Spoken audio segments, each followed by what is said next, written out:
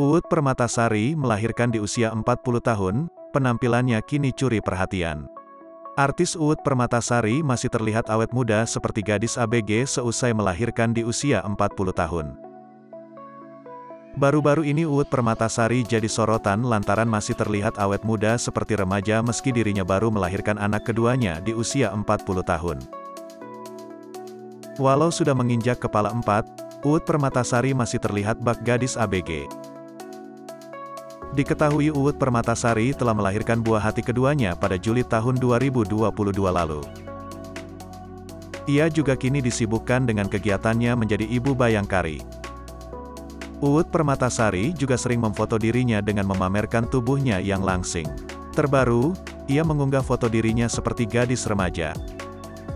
Karena kenyamanan itu sederhana, ketika perlakuan-perlakuan sederhana itu sanggup meluapkan perasaan bahagia, tulis Uut. Dengan mengenakan kemeja dan celana jeans, pesona Uut pun banyak dibicarakan. Perempuan kelahiran tanggal 7 April tahun 1982, banyak mendapat pujian dari netizen. Di lain sisi, Uut juga masih aktif di dunia dangdut. Belum lama ini ia terlihat menjadi salah seorang juri di ajang pencarian dangdut di salah satu televisi tanah air.